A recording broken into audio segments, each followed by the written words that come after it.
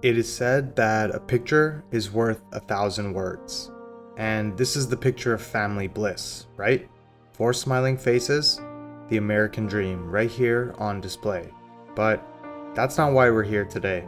It never is. These 4 smiling faces are connected to a true American horror story that will live on in infamy. This is the story of the Watts family. The Watts family is from Frederick, Colorado. Up until August 2013, their lives were completely ordinary, it seemed. So, what changed, and what chaos did that change ultimately unleash? There are no easy answers here, so let's just dive right into the details. It's the summer of 2013. Chris and Shanann Watts have been happily married for a number of years now. They have 2 kind-hearted young daughters, 4-year-old Bella and 3-year-old Celeste. And their family is due to get a little bigger. Shanann is pregnant with a 3rd child. This budding family looks completely perfect. 1:48 a.m. on the cool, early morning of August 13th, 2018, and Shanann arrives back from a work trip. Her friend Nicole Atkinson drops her off at home where Chris is looking after Bella and Cece. Nicole and Shanann say their goodbyes. Nicole expects to catch up with Shanann later, as she would any other day. But by mid-morning, Nicole notices something strange. She hasn't heard from Shanann, and she's not answering any texts or calls. Shanann is supposed to be at a business meeting that morning, but she doesn't show up, and she doesn't call up with a reason. It's totally out of character. Nicole's gut tells her that something has to be wrong. At 12:10 p.m., Nicole arrives at the Watts' house. She rings the doorbell over and over and tries knocking repeatedly to get someone's attention, but no one answers. There's no one home. Nicole calls Chris to tell him she's concerned, and after speaking to Chris, she calls the police. The Frederick Police Department send one of their officers to the house at about 1:40 p.m. to perform a welfare check. Chris is home by the time the officer arrives, and he gives permission for the cop to search the house. The family dog is there, perfectly fine, and wagging his tail, but Shanann and the girls are nowhere to be found. Her car keys, phone, and wallet are all gone, but as the cops search the house, Chris Watts states he found Shanann's wedding ring on the bedside table. The car is gone from the garage. If you glance at the evidence, it looks like Shanann has taken the kids and left. But that's the thing about incidents like this. The police don't accept them at face value. In fact, by the next day, the FBI is part of the investigation. Chris is, of course, interviewed as the first and foremost suspect. He tells the police that he has no clue where his wife and children are. According to Chris, the last time he saw them was when he left for work that morning at around 5:15 a.m. That night, Chris is all over the Denver news, giving interviews. He looks shell-shocked and begs for any information about his wife. He talks about hoping his daughters are safe with their mother and how he hopes they'll come back to him. He's on the news, on television, and authorities suspect he's telling lie after lie. It wouldn't take long for those lies to unravel. Just a day later, on August 15th, Chris Watts is arrested on suspicion of being involved with his family's disappearance. With all eyes on him, he's fired from his job at Anadarko Petroleum. At the station, he takes a polygraph test. The results don't really go his way and pretty much reveal he's lying. You did great. That was, You remembered to lie and everything. That was awesome. that was, So, Yeah. you obviously are a really bad liar. Soon, he confesses to murdering Shanann. He insists he didn't plan to kill her. However, Chris claims that he discovered Shanann had strangled both their young children after learning Chris wanted a divorce. His actions were a result of sudden, intense rage, he states. He admits to strangling Shanann and taking all 3 bodies to an oil storage facility owned by his employers. The next day, on August 16th, Cece and Bella's bodies are recovered from crude oil tanks. Shanann and her 15-week-old son are found buried in a shallow grave close by. The story about Shanann murdering the girls just doesn't hold up, and the police aren't buying it. Chris Watts is a killer. On August 17th, 2018, over 100 people gather in front of the Watts family home for a candlelit vigil. Together, they grieve their community's momentous loss. Christopher Watts is charged with 5 counts of first-degree murder on August 21st, 2018. That's 1 for each of his 3 children, his wife, and an extra count because 1 was the death of a child who had not yet attained 12 years of age, and the defendant was in a position of trust. He's also charged for tampering with the deceased bodies. There's no chance he's getting bail. At first, it's flat out refused, and then would later be set at $5 million. It's tough to watch the media storm that comes with this horrific crime.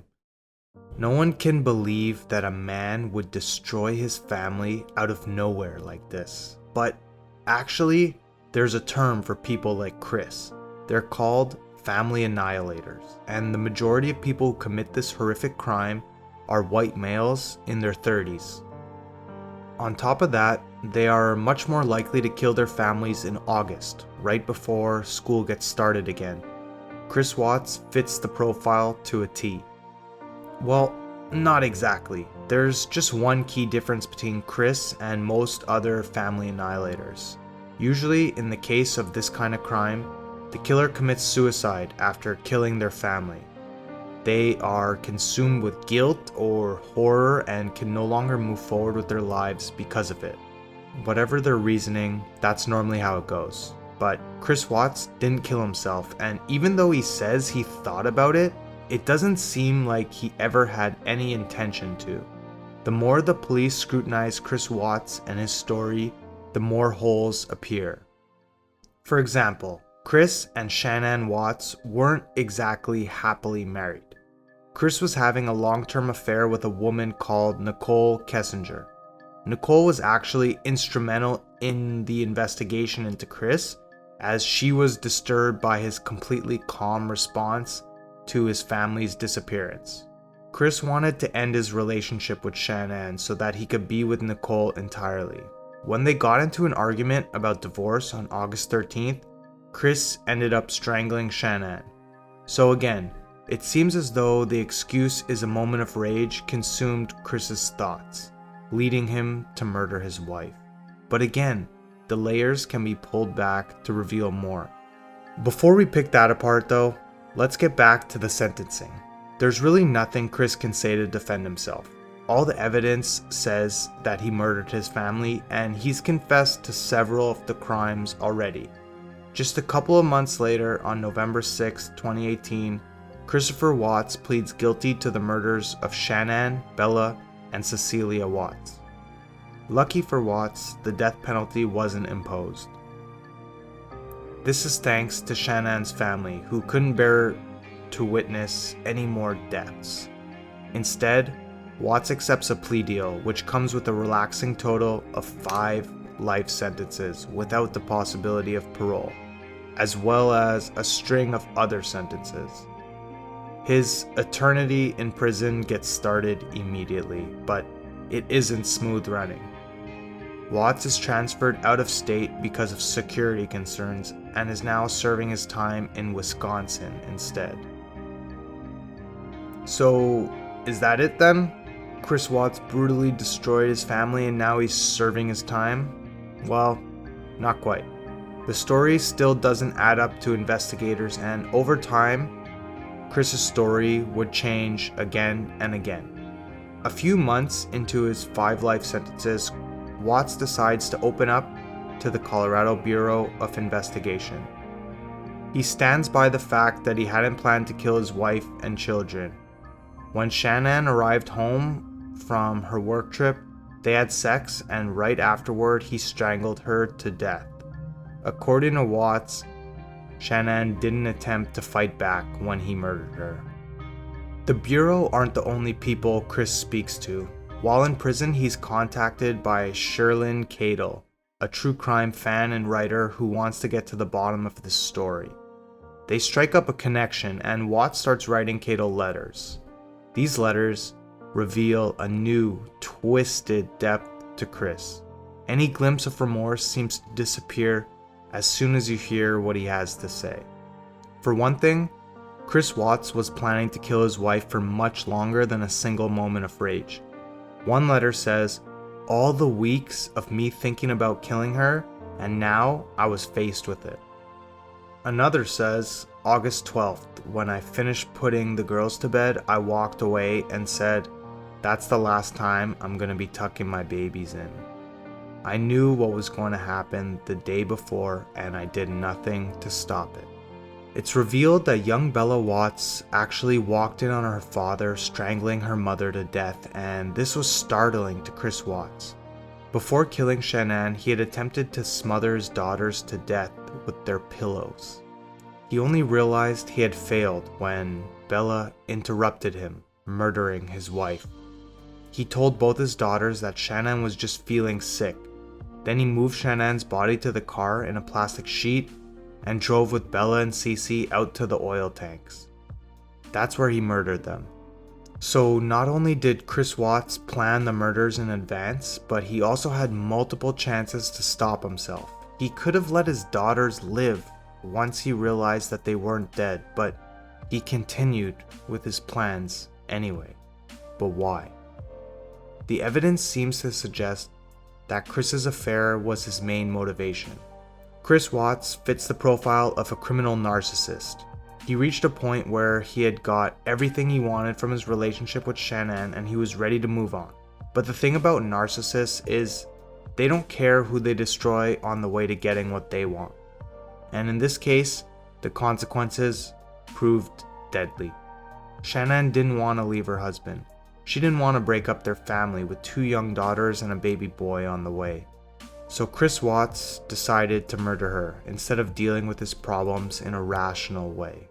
Has he shown any real remorse since going to prison? Not really. In interviews, he's expressed disappointment about having to spend his life behind bars, as well as hoping he gets killed in prison. It seems like his prison sentence is just a big inconvenience to him. So what do you think? Did Chris Watts really confess from a guilty conscience? Or was this change of heart because he didn't want to receive the death penalty? Let me know in the usual place why you think Chris Watts confessed.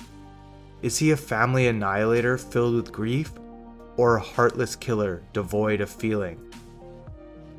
Thanks so much for watching. I really appreciate your support. If you enjoyed this video and want to be first in line for new videos, please subscribe to the channel so you never miss out. Also, please smash that like button and don't forget to share with your friends. It goes a long way to helping the channel grow and it doesn't cost you anything. I'll see you real soon in the next one. Thanks for watching.